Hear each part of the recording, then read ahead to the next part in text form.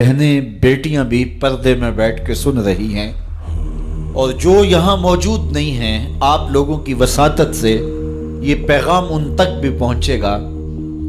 तो मैं गुजारिश करूँगा, इस बेहयाई के माहौल में जबकि मीडिया बेलगाम है, सोशल मीडिया कयामत ढा रहा है, आंखों से हया उड़ गई है, सोचों में आवारगी आ गई है, लिबास सिमट सिमट के बिल्कुल वाजबी सा रह गया है और हया किस्सा पारीना बन गया है। ये उड़ते हुए आंचल, लहराते हुए दुपट्टे और जो है वो बिखरे हुए बाल, ये हया के जनाजे सड़कों के ऊपर घूमते हुए और बाजारों में सिंफी आजादी और जिनसी बेरहरवी और जो कुछ हम देख रहे हैं, तो आज हम सैयदा फातिमा तो ज़हरा के किरदार को खिज़्र राह बनाएं। इकबाल कहता है, मज़राए तस्लीम रा हासिल बतूल, मादरारा उसवाए कामिल बतूल। मज़राए तस्लीम, तस्लीम की खेती का जो हासिल है, जो फल है, वो सैयदा फातिमा है और माओ के लिए कामिल नमूना सैयदा फातिमा तो ज़हरा रज़ी अल्लाह ताला अन्हा है, जिनके आंचल को मेहरो माँ ने भी नहीं देखा था। खादम की, शौहर की खिदमत भी करती हैं, बच्चों की तरबियत भी करती हैं। आसिया गर्दानो लब कुरान सरा, उधर चक्की भी चल रही है और लबों पर कुरान के नगमे भी जारी। आसिया गर्दा चक्की चला रही हैं, वह लब कुरान सरा, और इकबाल कहता है लबों पर कुरान के नगमे जारी हैं। जब लबों पे कुरान के नगमे हो और आटा पीसा जा रहा हो, तो फिर वो गंदम और वो आटा जब बच्चे खाएंगे तो फिर हुसैन इब्ने अली के किरदार ही पैदा होंगे।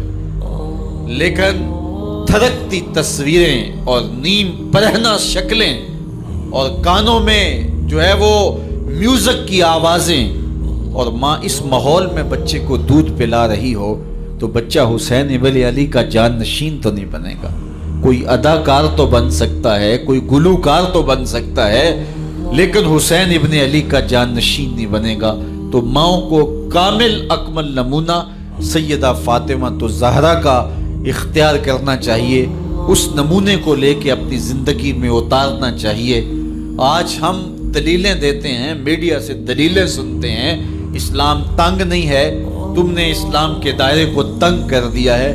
मैं एक ही बात कहा करता हूँ, ये दलीलें देने वाले सोचें कि रसूल खुदा की बेटी के पर्दे का आलम क्या था। बस हमारे लिए वो नमूना है, वो कामिल और अकमल नमूना है, और हमने अपनी ज़िंदगी उस नमूने के मुताबिक गुजारनी है। सैयदा पाक सलामुल्लाह अलैहा को इस बात की फ़िक्र रहती थी कि सारी ज़िंदगी तो मैंने अपने पर्दे की हिफाजत की, मरने के बाद जब पटड़े के ऊपर डाल करके ले जाया जाता है लाश को, तो उस वक्त जिस्म झलकता है, छलकता है, तो बेपर्दगी होती है। तो जिंदगी में तो इंसान अपने पर्दे की हिफाजत कर लेता है, लेकिन जब जनाजा उठता है तो उस वक्त औरत के जिस्म की डील डोल जाहिर हो जाती है, अगरचे उसके ऊपर पर्दा पड़ा होता है। और ये सख्त फिक्रमंद थी और बात भी करती थी। हजरत अस्मा बिनते उमैस रज़ी अल्लाह ताला अन्हा सैयदा पाक के पास बैठी थी, और ये वो खातून हैं जिन्होंने हबशा की जानब हिजरत की थी। जब मुसलमानों पर हालात तंग हो गए तो 2 मरतबा हबशा की जानब हिजरत हुई है, और तीसरी हिजरत जो है वो मदीनतुल मुनव्वरा की जानब हुई। तो हबशा की जानब इन्होंने हिजरत की और वहाँ कुछ वक्त गुजारा था। तो इन्होंने कहा कि मैंने वहाँ एक मंजर देखा है कि चारपाई के चारों पाए जो हैं उनके साथ शाखें बांधी जाती हैं, और शाखें बांध के उनको फिर आपस में जोड़ दिया जाता है, और उसके ऊपर कपड़ा डाल दिया जाता है, वो एक डोली बन जाती है, और उसमें औरत का जनाजा होता है। जब ये बात सुनी तो सैयदा की खुशी की इंतहा न रही। कहा ये तो बहुत अच्छा हुआ।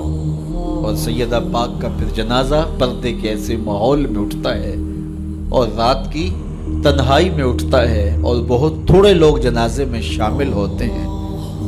और फिर सैयदा पाक सलामुल्लाह अलैहा के पर्दे का आलम ये है, अहले सैयर ने लिखा है, कल क़यामत के दिन जब मैदान हशर में सैयदा तशरीफ लाएंगी تو 70,000 حوروں کے جلو میں ہوں گی، اور جب گزرے گی تو آواز آئے گی یا اہل الجمع غضوا ابصارکم لأن فاطمہ بنت محمد حتی تمر، اے نبیوں، رسولوں، پیغمبروں، اے صالحین، نیکوکاروں، اے حشر کے میدان میں جمع ہونے والے لوگوں، اپنی نظریں نیچی کر لو، محمد کی صاحبزادی گزر رہی ہے۔ تو قیامت کے دن بھی اللہ ان کو یہ اعزاز دے گا، ان کو تکریم دے گا، ان کو عزت نصیب کرے گا۔ تو سیدہ پاک کا نمونہ زندگی ہماری مخدرات اسلام کے لیے، ہماری بیٹیوں کے لیے، بہنوں کے لیے کامل، اکمل اور مکمل نمونہ ہے۔ مزرعہ تسلیم را حاصل بطول، مادرانہ اسوائے کامل بطول۔ تو ان سے ہمیں سیکھنا ہے کہ انہوں نے اپنی ساری زندگی کیسے گزاری۔ آج کی عورت کہتی ہے کہ میں نہیں کر سکتی نماز، روزہ اور یہ امور نہیں بجا لا سکتی، بچوں کا بوجھ اتنا ہے، ان کی تربیت اور ان کو کھانا دینا، ان کو دودھ دینا، بار بار جو ہے وہ ان کا لباس تبدیل کرنا، کب وقت ہوتا ہے، میرے کپڑے بھی ناپاک ہو جاتے ہیں، تو کیسے میں ان کو جو ہے بچوں کو کروں اور اس کے بعد عبادات بھی وقت پہ کر سکوں؟ تو یہ بڑا مشکل ہے۔ وہ حضرت سیدہ کو دیکھیں کہ آپ اپنے کندھوں پہ مشکیزہ بھی اٹھا کے لاتی ہیں، چکی بھی پیستی ہیں، بیٹوں کی تربیت بھی کرتی ہیں، شوہر کی خدمت بھی کرتی ہیں، اور مصلی بچھا کے جب کھڑی ہوتی ہیں تو ساری رات قیام میں، کبھی رکوع میں، کبھی سجدے میں گزر جاتی ہے، اور پھر کہتی ہیں مالک تیری راتیں اتنی چھوٹی ہیں، تیری بندی کا ذوق بندگی ہی پورا نہیں ہوتا، ایک تو رات اتنی لمبی بنا دے جی بھر کے تجھے سجدہ ہی کر سکوں۔ تو انہیں شکوہ رہتا ہے کہ راتیں اتنی چھوٹی ہیں اور میرا ذوق بندگی ہی پورا نہیں ہوتا۔ سارا دن روزے سے گزرتا ہے، رات قیام میں، رکوع اور سجود میں گزرتی ہے، اور بیٹوں کی تربیت کی تو وہ کائنات نے ایسی تربیت کا جوہر نہیں دیکھا ہے جو سیدہ فاطمہ کے گھر میں پلنے والے بچوں میں تربیت کا رنگ نظر آیا، کہ انہوں نے اپنا خون دے دیا لیکن دین کی آن پہ آنچ نہیں آنے دی۔ تو ان کی زندگی ہمارے لیے، ہماری مخدرات اسلام کے لیے، بہنوں، بیٹی اور ماؤں کے لیے کامل اکمل نمونہ ہے۔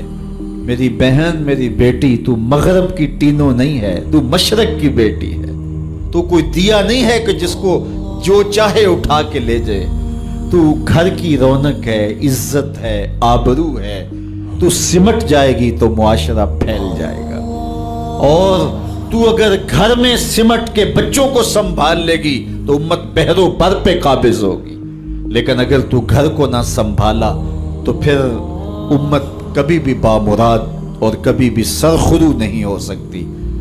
اگر پندے سے درویش پذیری، ہزار امت بمیرت تو نہ میری، بطول باش و پنہا شو ازیں اصل کہ در آغوش شبیر بگیری۔ اقبال کہتا ہے کہ اے امت مسلمہ میری ایک بات مان لے، ہزار امت مر جائے گی، امت مسلمہ تجھے موت نہیں آ سکتی، اور وہ کیا ہے؟